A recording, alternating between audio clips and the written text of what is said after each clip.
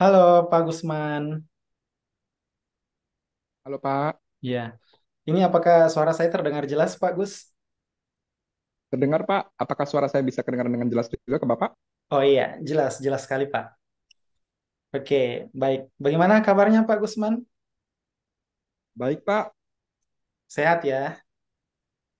sehat. Oke, iya. Eh, Baik Pak Gus, jadi di video kali ini ya kami akan meminta ya tips ataupun mungkin ada sharing pengalaman dari Pak Gusman tentang cara-cara menjawab pertanyaan wawancara dalam seleksi kompetensi bidang untuk teman-teman yang saat ini sedang sebentar lagi akan mengikuti SKB wawancara dosen. Ya, bisa Pak Gus ya? Oke, jadi Bisa, nanti bisa. eh, bisa dijawab berdasarkan pengalaman pribadi saja Pak Gus atau mungkin ada tips-tips khusus ataupun apa ya semacam bagaimana cara menjawab ketika diberikan pertanyaan-pertanyaan dari pewawancara. Ya, eh boleh share dulu Pak Gus waktu Pak Gusman mengikuti SKB dosen. Ya, masih ingat pertanyaannya Pak Gusman?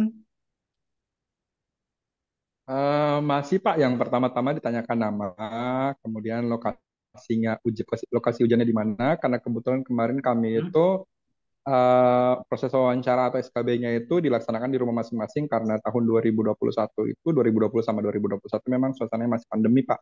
Jadi Oke. kami ditanyakan nama, kemudian lokasinya di mana, kemudian pengalaman-pengalaman apa saja yang sudah pernah kami lewati sebagai portofolio dari formasi yang mau kami isi, yang mau kami kejar, kemudian apa yang sudah pernah kami lakukan selama ini terkait dengan pengalaman profesional kami, jurnal-jurnal kami, artikel-artikel kami, Hmm. tulisan-tulisan kami pernah dimuat di mana saja. Kurang lebih seperti itu sama kira-kira komitmen nanti untuk uh, sebagai dosen untuk negara dan bangsa.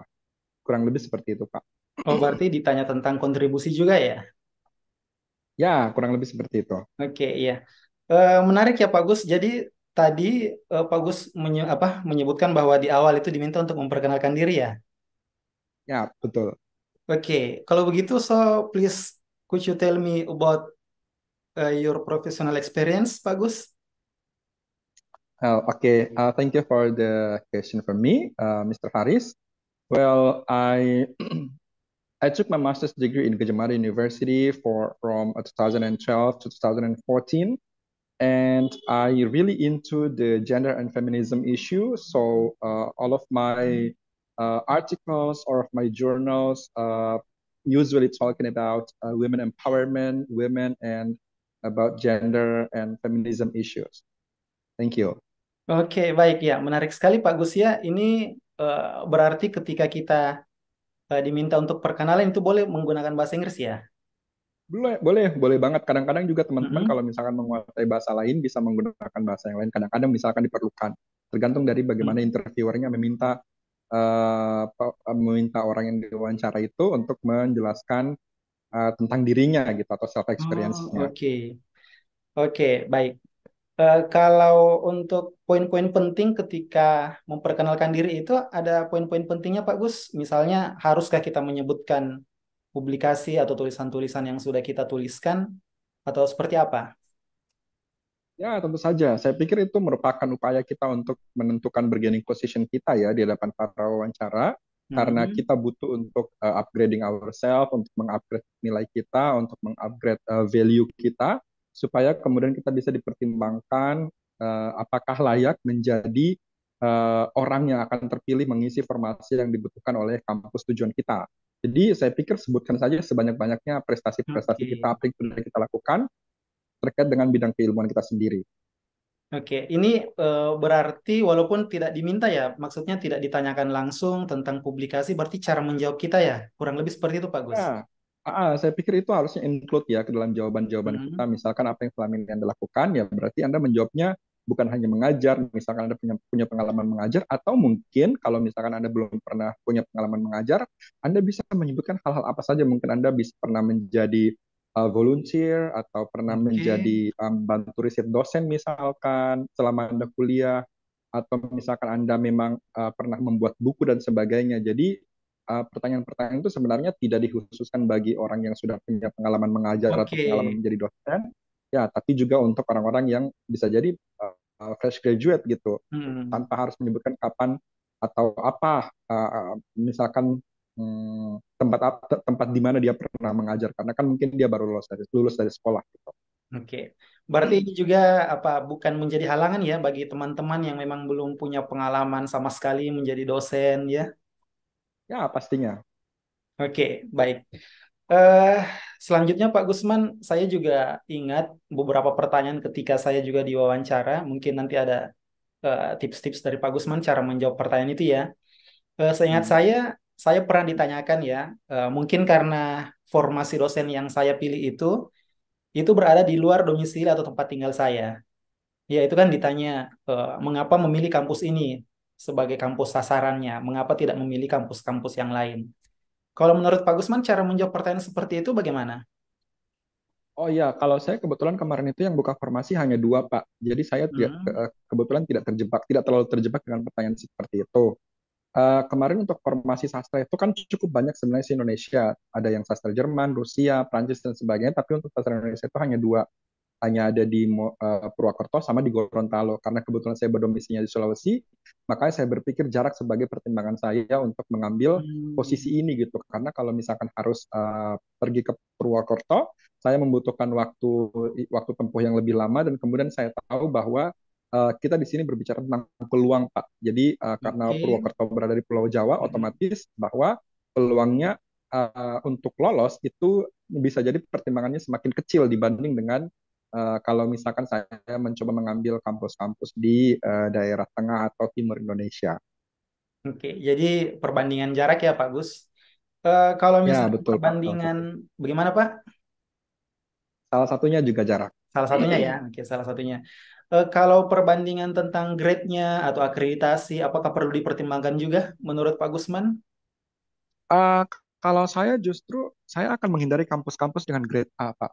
Oh, Kenapa? gitu Kalau ya. lagi-lagi kita akan berbicara tentang peluang. Kalau misalkan kita kita justru kalau misalkan kita apa namanya berusaha melempar diri kita untuk masuk ke dalam Hmm. kampus-kampus dengan grade A, saya pikir kita sudah tidak akan punya apa namanya upaya untuk mengembangkan diri lagi, karena kenapa? Nah, Karena kampus-kampus grade A, let's say UGM, ITB atau UI gitu yang top oke. 3 of Indonesia, itu mereka sudah punya fasilitas, sudah memiliki dana yang apa namanya dana yang apa namanya yang bagus, Mm-mm. persiapan yang matang, kuda-kuda finansial yang kuat. Jadi saya pikir upaya kita untuk bisa terjun langsung dan memecahkan masalah sebagai seorang dosen rasanya tidak cukup penuh tantangan dibanding kalau misalkan kita Oke, mengambil kampus-kampus dengan grade B atau bahkan mungkin C dan sebagainya.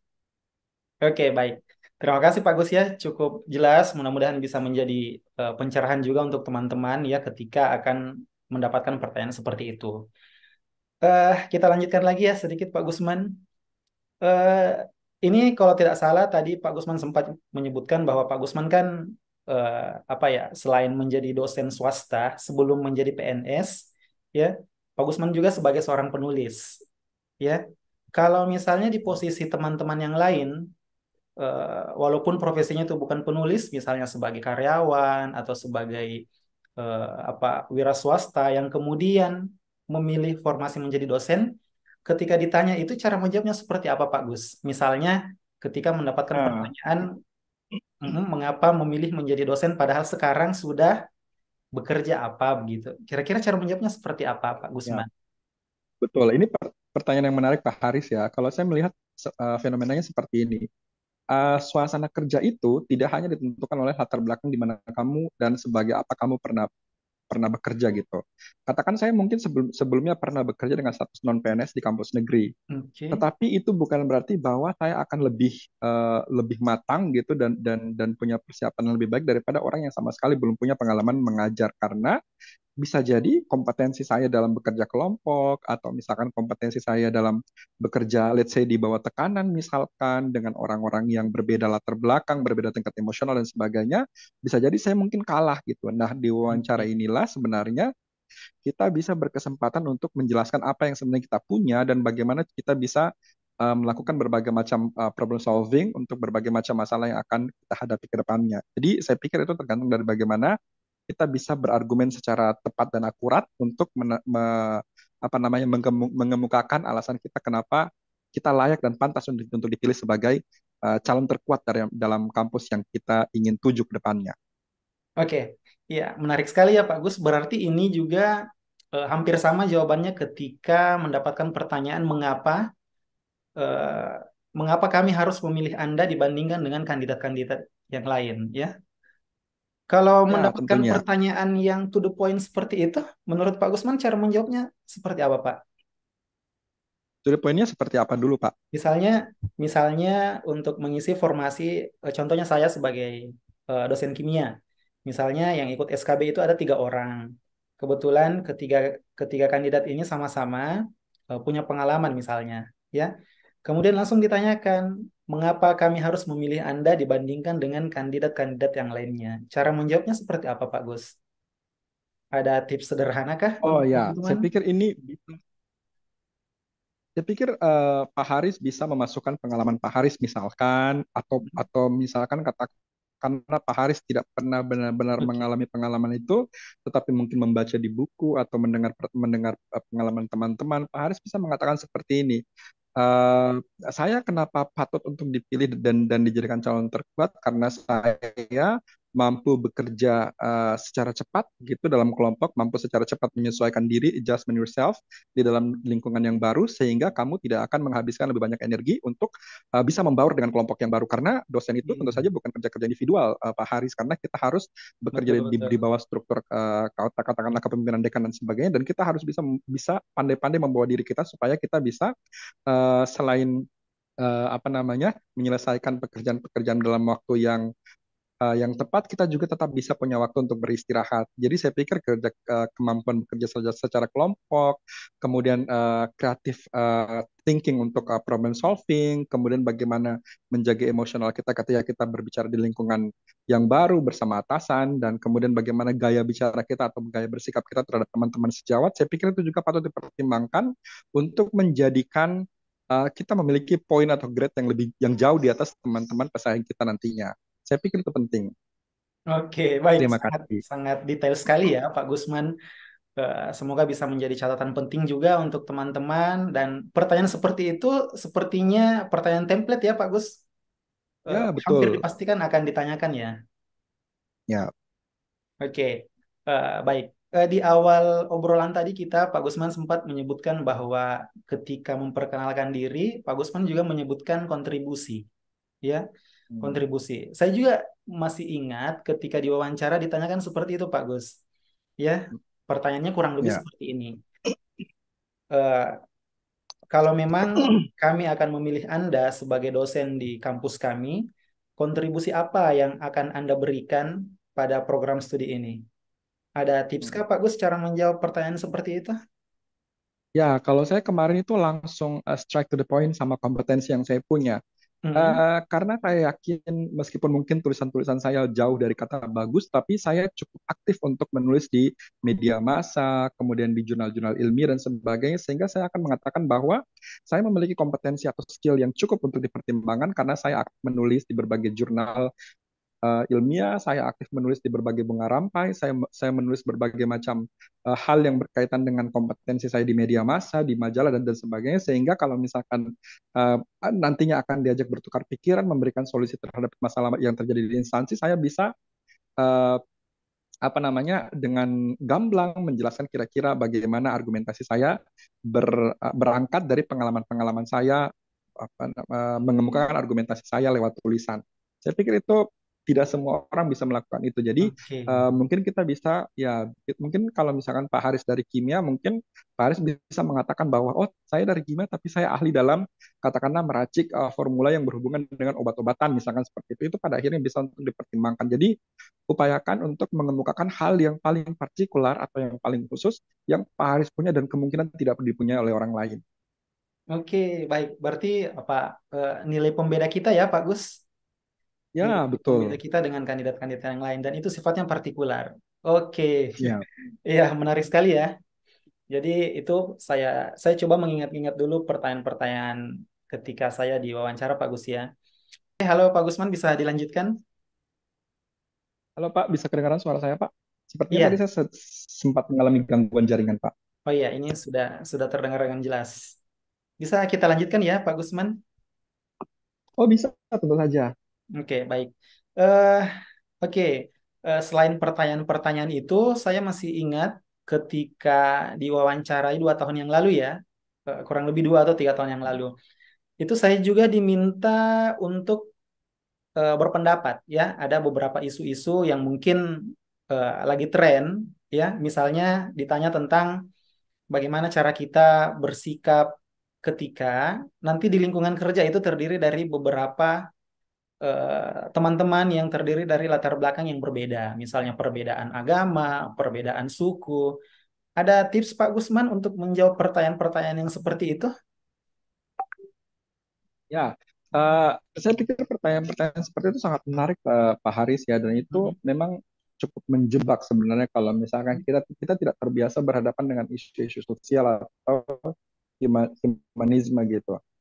Eh, yang patut kita ingat adalah bahwa eh, kita hidup di dalam kerangka kebinekaan atau keindonesiaan. Jadi semua jawaban kita upayakan tidak melenceng dari semangat nasionalisme atau semangat keindonesiaan gitu. Jadi kalau misalkan ada pertanyaan-pertanyaan yang berbau sara, suku, agama, ras dan antar golongan gitu, kita tetap jangan sampai terpancing gitu. Kita tetap jangan sampai menjadi individu yang egosentris atau misalkan mementingkan uh, apa namanya mementingkan suku sendiri atau golongan sendiri, karena kita tetap harus berupaya untuk menjadi bagian dari keseluruhan Indonesia yang diversitas ini gitu.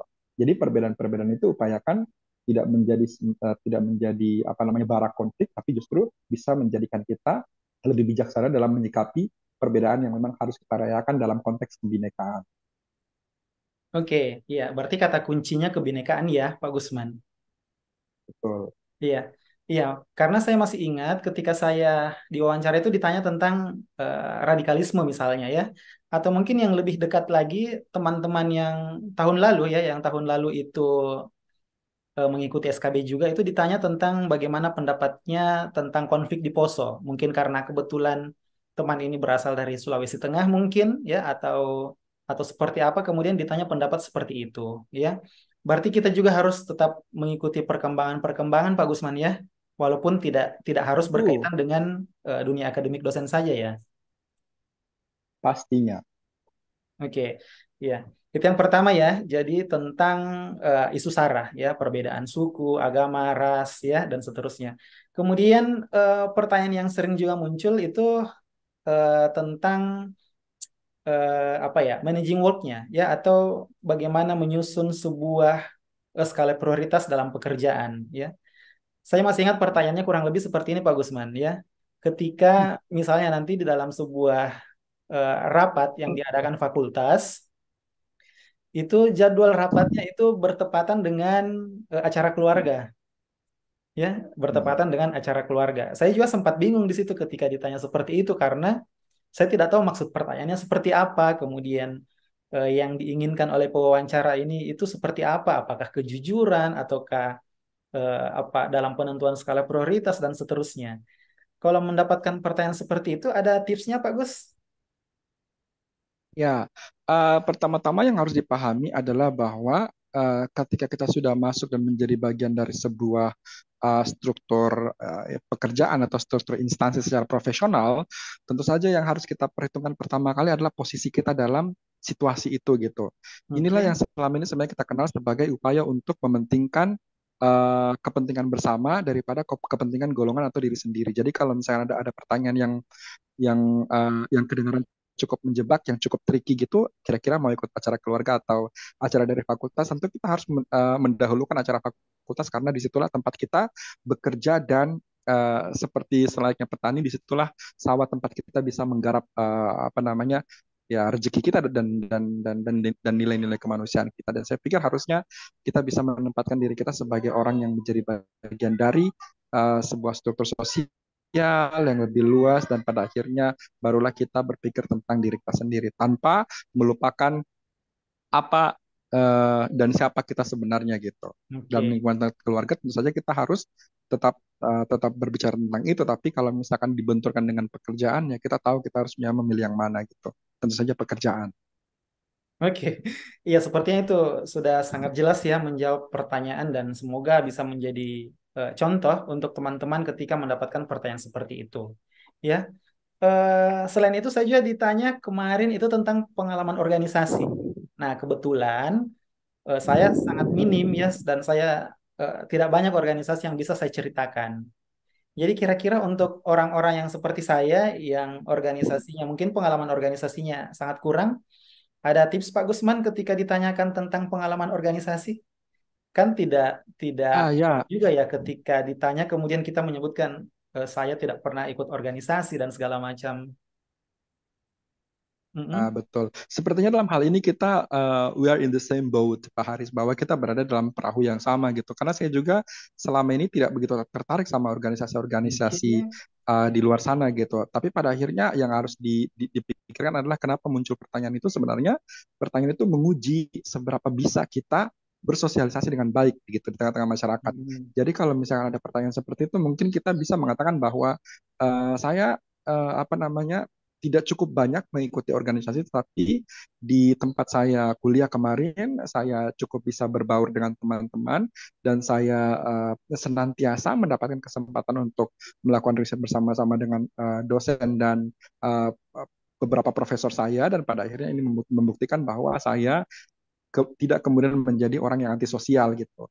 Jadi meskipun saya memang bergelut dengan bidang yang kepenulisan dan sebagainya, tapi saya kemudian tidak melupakan uh, fitrah saya sebagai makhluk sosial seperti itu. Oke, baik.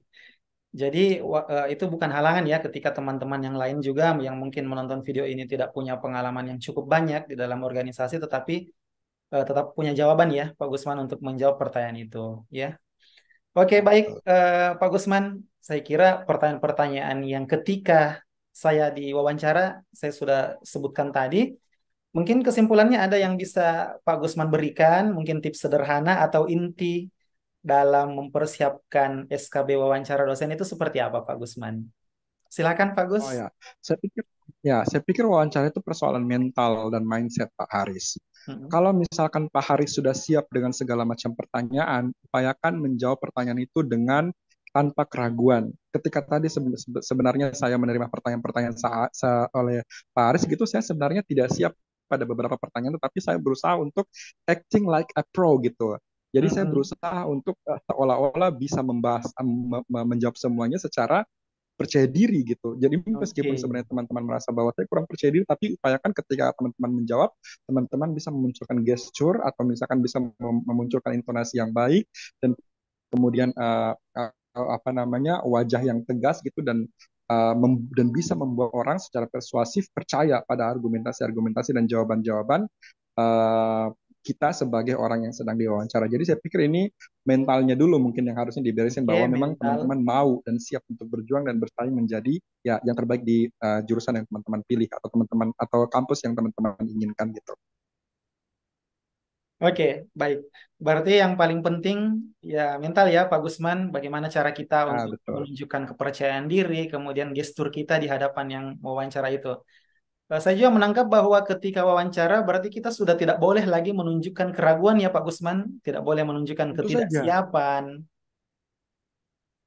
Seperti itu ya. Betul. Oke. Ya, Baik. Ya, terima kasih Pak Gusman sudah meluangkan waktunya untuk berbagi tips untuk teman-teman ya karena sebentar lagi teman-teman kita ini akan mengikuti tes SKB wawancara dosen.